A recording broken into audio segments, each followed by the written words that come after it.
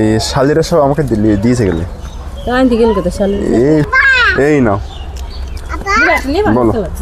তোমার ছেলে সেলিনা আর আমি যখন এক স্কুলে পড়তাম, হ্যাঁ তোমার ছেলে একদিন ও জিমিনি, এটাকে শুদ্ধ বাংলায় কি বলা হয় আমরা জানি না, আমাদের বলো। বুঝেছি, এই প্রক্রিয়াটিকে শুদ্ধ বাংলায় খেজুর গাছ কাটা বলা হয়। মূলত রস সংগ্রহের জন্য। আসসালামু আলাইকুম বন্ধুরা, কেমন আছো সবাই? আশা করি সবাই ভালো আছো।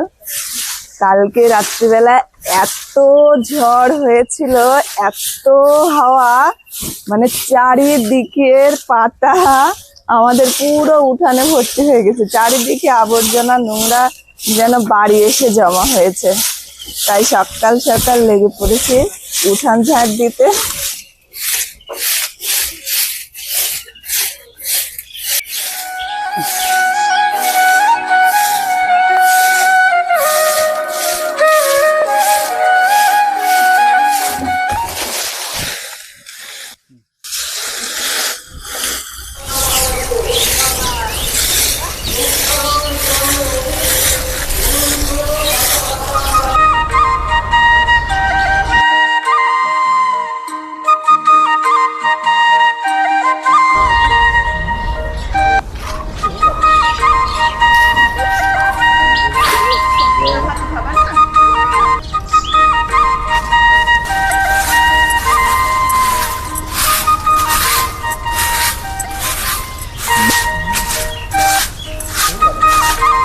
নেহা কি করছো? পড়াশোনা করো গো একটু।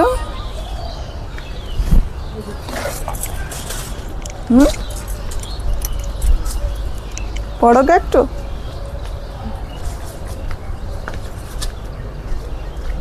কি খাইছো? ভালো মোছো একটু।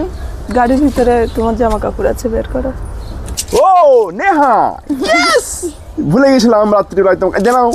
দুটো মেয়ে দুজনকে ইয়েস। খুশি খুশি তুমি?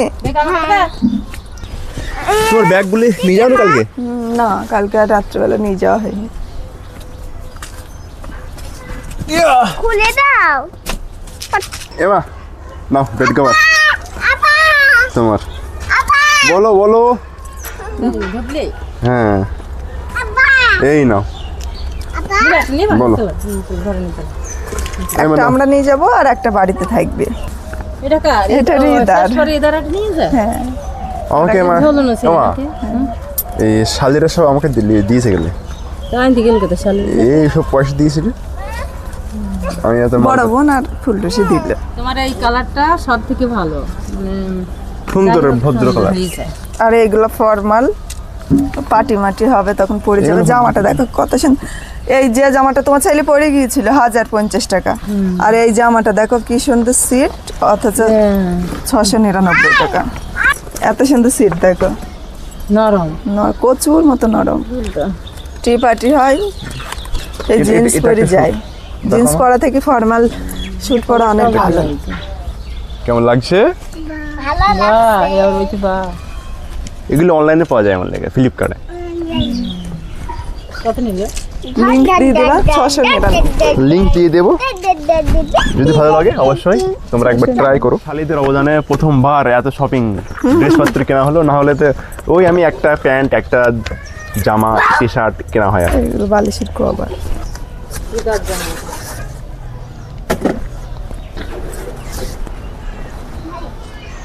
অনেহার বাবু একটা আছে যে, একটা তো থাকবে। এটা কত নিল? এখানটা 200 টাকা। এটা একটা নিলে আর একটা ফ্রি, বুঝতে পারছো? বালিশের কভার, বালিশের কভার, তো দাম 500 টাকা নিতে। তো একটার সাথে একটা ফ্রি, মানে বুঝতে পারছো? এই যে 400 টাকা নি, 80 টাকা 5 টাকা ঠিক আছে। এটাও রাখো। যাইতে গেছিস না কাকে? আরে কত কি কেনা কিনেছি, তো ধুবলি গেছ না তো? হ্যাঁ ধুবলি গেছ না? ড্রেসপত্র কিনলাম। গাড়িটা সব এত সুন্দর ভালো। এটা কি এ পয়সা? এখনো তুমি খুঁটি এমন লিখা এরকম মা দেখো খুঁটি এখনো পয়সা রাখে। দরকার রাখবে না, হ্যাঁ শরীরে চাই নাতি নাতনি হয়েছে, এখন খুঁটে পয়সা রাখবে না তো কোথায় রাখবি? এখনই তো খুঁটে পয়সা রাখার মানে সময়। চাইছি ঘরে বারবার 5 টাকা 5 টাকা 10 টাকা বাবা, এই টাকা আমি লেগে কত দিন দেখিনি 5 টাকা গুলি, কত দিন মানে কত সকালে বছর। বলা হয়ে গেছে যে দিদিকে খুঁটি নাই কিছু। 1999 সালের পয়সাটা। 5 টাকাও অচল হয়ে যাবে আর কিছুদিন পর। 5 টাকা আমাদের কাছে তখন কত বড় টাকা ছিল মল্লিকা, আজ থেকে 20 বছর আগে। মল্লিকা, মা হচ্ছে কি আগে গল্প করতো, আমি যখন ছোট ছিলাম তখন কি করতাম, এই খুঁটি পয়সা আছে আগে দেখতাম, আমি পয়সা আছে দিয়ে গল্প করতে, আমি ধীরে ধীরে ধীরে ধীরে আস্তে আস্তে আস্তে আস্তে এরকম করতাম। আর মা হচ্ছে কিনা ধ্যান তোমার ইতে কি গল্প গুজবে, আমি টুক করে খুলে এইভাবে কথা বলতে বলতে টাকা মল্লিকা দেখো এইভাবে কথা বলতে বলতে ব্যাস আমি বসে থাকতাম। দিয়ে মা হচ্ছে কিনা 1 ঘন্টা বলছে ওলো পয়সা কোথায় আমার, তখন আমার মুখ কথা খাইতো নিয়েছি, তুমি তো হ্যাঁ আমি নিয়েছি। তুমি স্কুলেতে 2 টাকা নিয়ে যেতে, তোমার ছেলে সেলেনা আর আমি যখন এক স্কুলে পড়তাম, হ্যাঁ তোমার ছেলে একদিন 2 টাকা নিয়ে গিয়েছে, আর সেলেনা তখন গিয়েছে ভাই পয়সা দে না, দিদি পকেটে হাত দিয়ে দেখে 2 টাকা দিয়ে আমার সামনে মিথ্যে কথা করে বলছে, এই আমি যে পয়সা বাড়িতে রেখে এসেছি ম্যানি ব্যাগটা ভুল করে, আসলে নিয়ে গিয়েছে 2 টাকা দিয়ে বলছে আমি ভুল করে ম্যানি ব্যাগটা বাড়িতে রেখে এসেছি। এখন পয়সা মেরে বাগি ছিল না আমার। গার্লফ্রেন্ডের সামনে মিথ্যা কথা, গার্লফ্রেন্ডের সামনে হিরো সাজেছিলে, আমি জানছি পয়সা নেই পকেটে আছে 2 টাকা, আর বলছি আমি ম্যানি ব্যাগটা রেখে এসেছি বাড়ি। আল্লাহ কি মিথ্যাবাদী, তোমার হিরো সাজা স্বভাব এখনো আছে। আরে না না, আর তখন তুমি তো 2 টাকা নিয়ে যেতে, তোমারই বা কি দোষ, আমাকে তো সেই বকরম ভাজা কিনে দিতে, থাকবেই বা কি করে। 2 টাকা তখন পাগলি অনেক টাকা, এখন কমসে কম 100 টাকা, হ্যাঁ 2007 সালে। তখনকার 2 টাকা নাকি এখনকার 100 টাকার সমান, তখনকার 2 টাকা দিয়ে তুমি 4 প্যাকেট বকরম ভাজা কিনে দিতে, মানে 8 আনা করে দাম ছিল। তাহলে এখন কি 2 প্যাকেট এতটুকু ছোট ছোট বকরম ভাজাই 100 টাকা দাম? এখন বকরম ভাজা ছিল তোমার 4 আনা, 4 আনায় 1 প্যাকেট, 8 আনা করে, 8 আনা, তাহলে কটা হবে? 4টে হয়। 4টে, তো 4টে এখন 25 টাকা করে দেয়। এই এতটুকু টুকু বকরম ভাজায় 25 টাকা।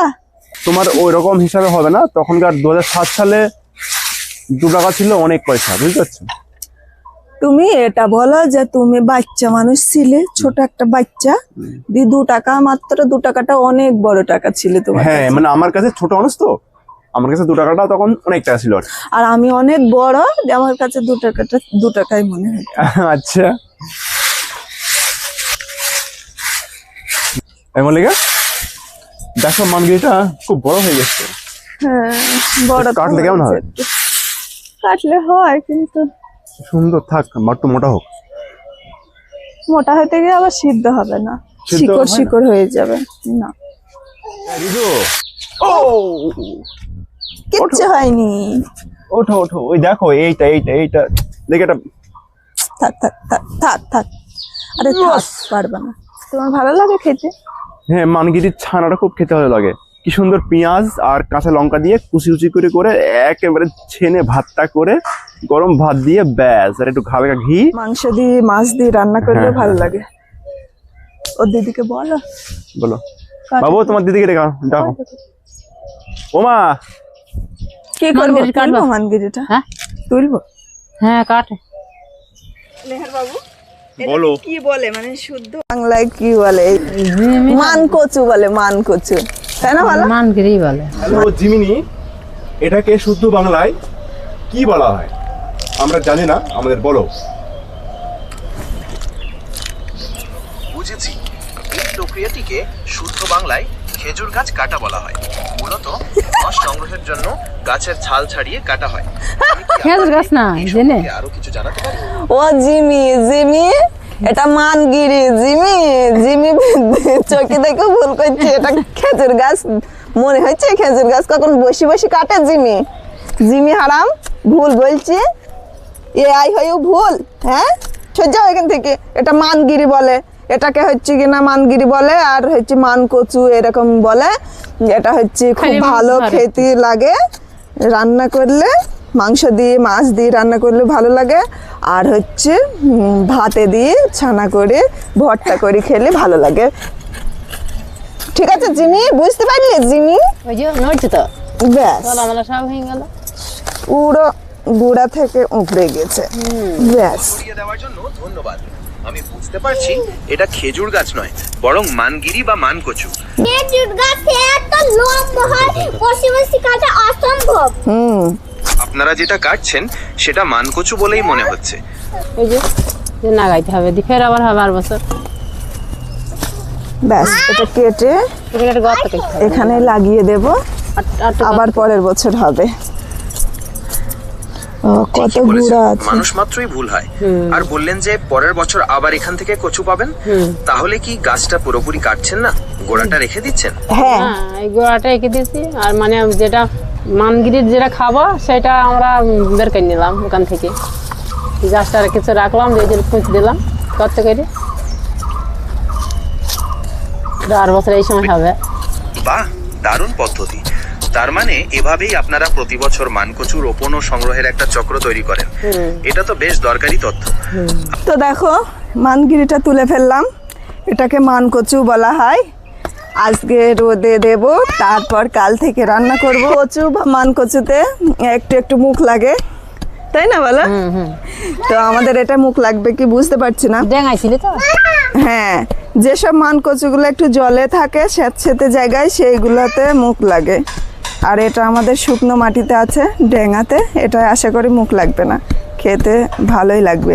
যেদিন রান্না করব সেদিন তোমাদের সাথে রান্নার রেসিপিটাও শেয়ার করবো। ভারীও আছে, অনেক বড় হয়েছে। তো বন্ধুরা, আমাদের গ্রামীণ লাইফস্টাইল ভিডিও তোমাদের কেমন লাগলো অবশ্যই কমেন্টে জানিও। ভালো লাগলে লাইক করে হাইপ করতে ভুলো না, আর আমার চ্যানেলে যারা নতুন তারা অবশ্যই সাবস্ক্রাইব করে আমাদের পাশে থেকো।